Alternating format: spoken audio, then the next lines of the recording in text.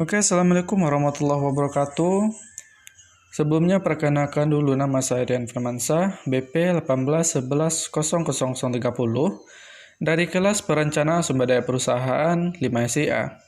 Nah, jadi pada kesempatan kali ini kita akan bahas tentang produksi dan proses summary.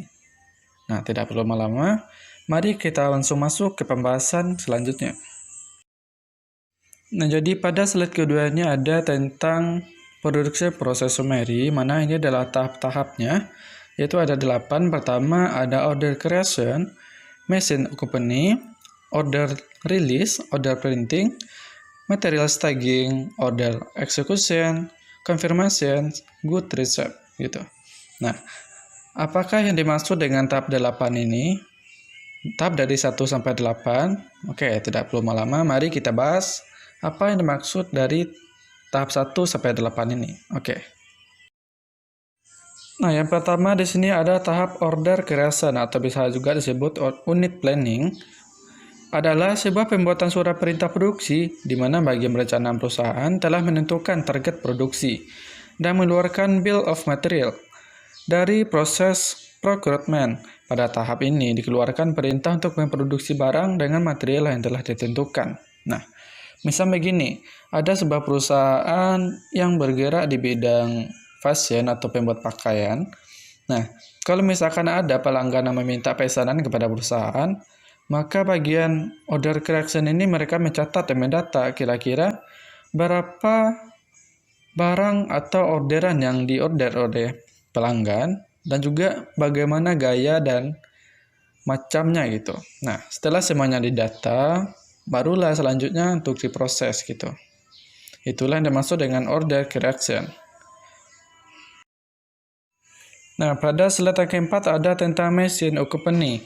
Adalah menghitung kemampuan dari mesin produksi dan pendataan.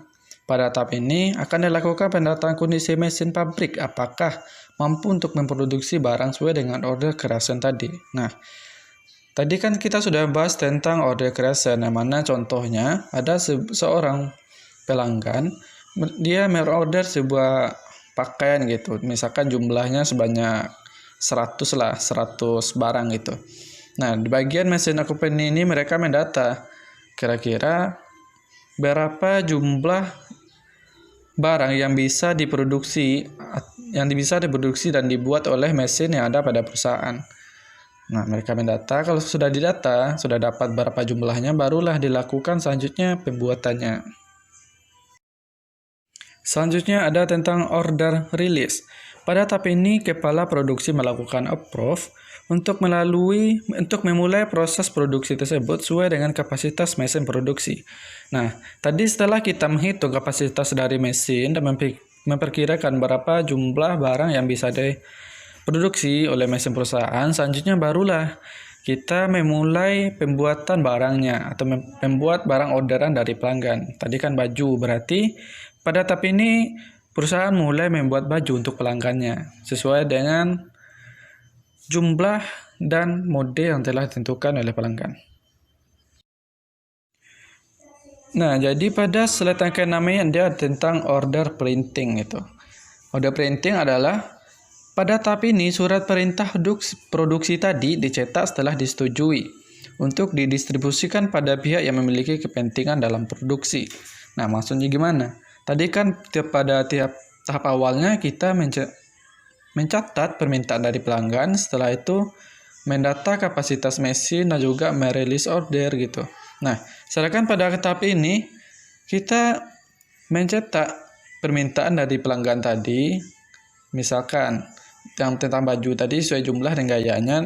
Nah, kalau sudah disetujui, maka yang permintaan dari pelanggan tadi dicetak untuk didistribusikan pada pihak yang memiliki kepentingan dalam produksi. Misalnya pimpinan perusahaan gitu.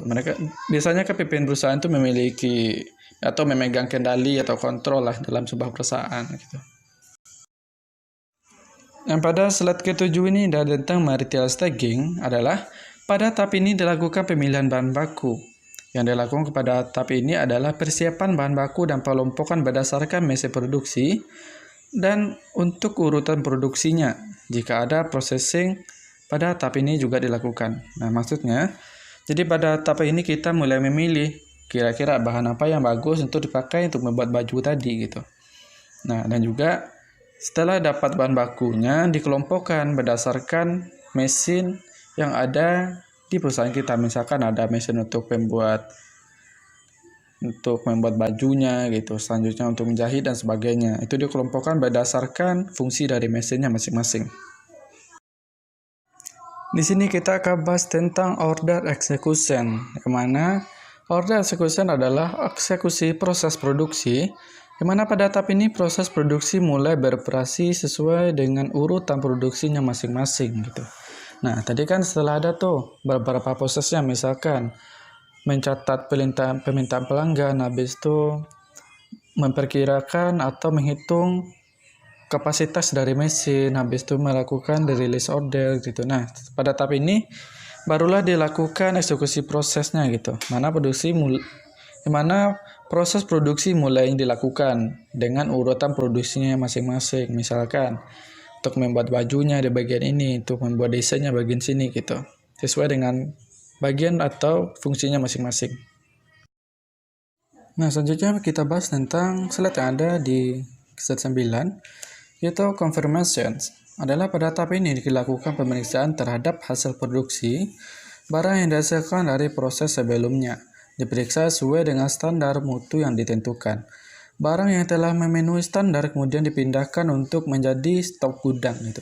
Nah, maksudnya di sini setelah barang dicetak dan diproduksi pada bidang-bidang atau bagiannya yang telah ditentukan, selanjutnya barulah pada proses ini barang tadi konfirmasi gitu, apakah yang dibuat oleh perusahaan sesuai atau enggak gitu, apakah kualitasnya bagus atau tidak. Nah, kalau misalkan kualitasnya bagus, maka barang tadi akan dimasukkan ke gudang untuk jadikan sebagai stok gudang gitu. Kalau misalkan tidak, maka barangnya tidak akan disimpan, dianggap sebagai barang yang gagal produksi gitu. Nah, pada slide 10 ini adalah good receipt, yang mana pada tahap ini barang diterima oleh gudang secara resmi. Barang hasil produksi diterima dan mengeluarkan bukti penerimaan barang atau good receipt. Maksudnya, tadi kan barang kita sudah diperiksa tuh, sudah dikonfirmasi. Kalau misalkan bagus disimpan ke stok gudang, kalau enggak ya dianggap produksi gagal gitu. Nah, pada yang tahap terakhir ini itu barang kita tadi resmi diterima oleh bagian gudangnya gitu. Diterima bagian gudang dengan mengeluarkan bukti penerimaan barangnya. Kalau misalkan barang yang sudah produksi diterima oleh bagian gudang, dikeluarkan buktinya untuk diberikan kepada orang yang berwenang gitu. Oke, hanya sekianlah pembahasan atau materi yang dapat saya jelaskan. Kalau misalkan ada yang salah atau ada kekurangan, saya minta maaf. Saya akhiri dengan wabillahi taufiq wal hidayah. Assalamualaikum warahmatullahi wabarakatuh.